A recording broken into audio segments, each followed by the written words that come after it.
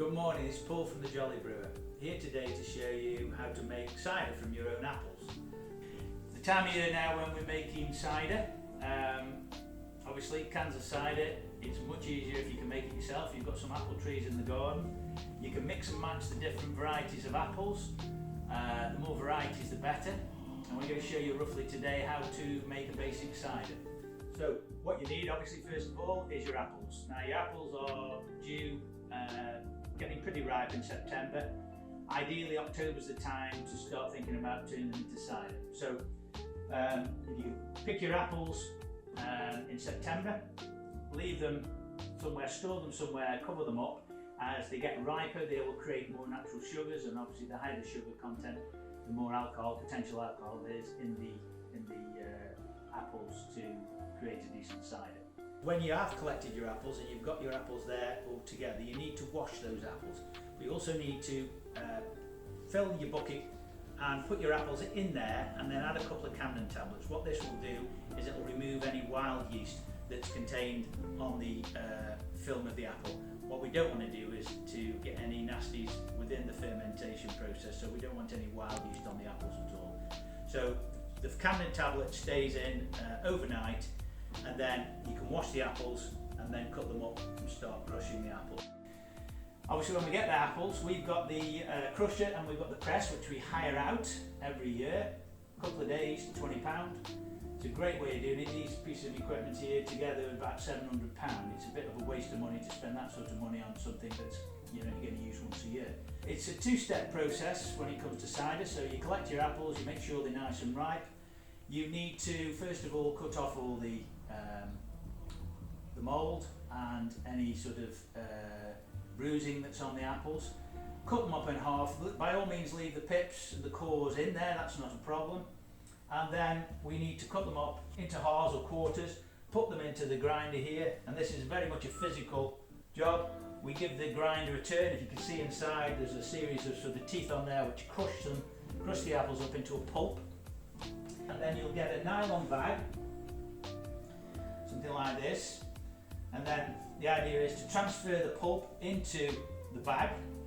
The bag then goes into the press, and what you do, you tie the bag off, put the bag in there about 3/4 full. Make sure you fill the bag up to about 3/4 full, and then the good bit, you start turning the press, and that will extract all the juice out of the apples.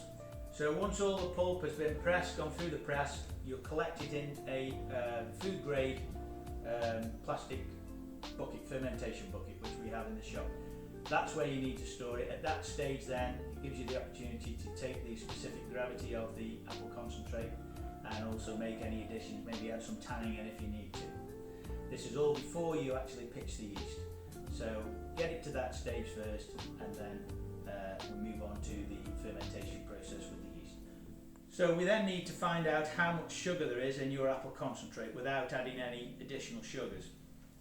So first thing we do is we take a sample of the extracted juice, the apple juice, and we put it into a trial jar, and then get our hydrometer and drop the hydrometer in. Now that should float anywhere from about 1035, which is there, up to 1070. And if you look on the back of your hydrometer, it gives you potential alcohol.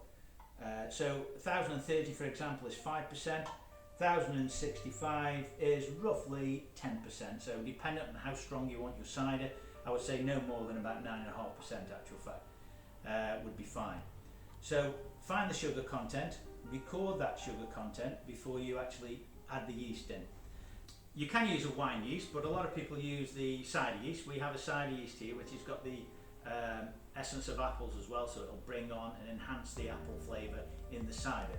So you sprinkle the cider yeast on, you as the same as any wine or beer, you put a bung in, so you can either do it in a demijohn, or preferentially you probably do it in a fermentation bucket, a food grade fermentation bucket, plastic bucket with an airlock and a grommet. Put the airlock in, half fill it with water, and then after a day or so it will start to kick in and the fermentation process will start to take place. After a couple of days it will get quite vigorous, and then it will die down after 2 days. After 2 days have gone by, you then leave it in a fairly warm place, around about 18 to 20 degrees, and it will continue to ferment out, dependent on the sugar content, around about 10 days before the primary fermentation is complete. Now you'll tell when the primary fermentation is complete because all the yeast sediment will have dropped to the bottom. There'll be a lees on the top, which is all the sort of rubbish that's left on the top of your bucket, and you need to rack it off. Rack it off basically means siphon off that apple concentrate, which is now beginning to turn into cider. Siphon it off into a clean bucket, and then wash that bucket out. You've then got your apple concentrate stroke cider in a clean fermentation bucket, which you can then transfer from that into a demijohn, put your bung in with a bubbler, and then leave it for a further 3 weeks to clear and continue to ferment. When it gets to a hazy stage, when it's not quite clear, if you want it, this is all dependent on whether you want a sweet cider or a dry cider. Obviously it involves sugar. The fermentation process should get down, if you take a sample and put it in the hydrometer, what we want to try and achieve is about 1005, that's 1005. That's basically very close to it completing its fermentation process. When it gets to that stage, you then need to transfer it into some pressurised bottles, i.e. these Gross bottles, or these plastic bottles here with the screw caps. To give you that fizz on the tongue, what you need to do is to put either half a teaspoon of sugar in each bottle or a carbonation drop. These are a dextrose tablet essentially, and what these will do is just find that few yeast particles that are still in the concentrate, and will just provide enough CO2 just to power it up and give it that fizz when you actually open it up. Once you've got the bottles full of the cider, you make sure you don't fill them up to the neck, just leave it about 20 millimeters below the level of the lid. Seal them properly, either a screw cap or the flip top. Make sure they're properly sealed after you've added the sugar lump in, and then keep all the bottles warm for another week. That will give the chance for the sugar to melt and the apple concentrate, the few spent yeast particles in there, to find that sugar and to carbonate the beer, carbonate the cider. In this case, the CO2 then will go into the cider itself and provide that fizziness on your tongue when you actually come to crack one open. So there you have it. We've got everything here for you to make your own cider. Call round to the Jolly Brew in Kidsgrove. We're online at jollybrew.co.uk, or call into the shop in Kidsgrove, 14A Market Street, 01782 776655. Speak to myself or Carol. Okay, thanks very much, and we'll see you next time.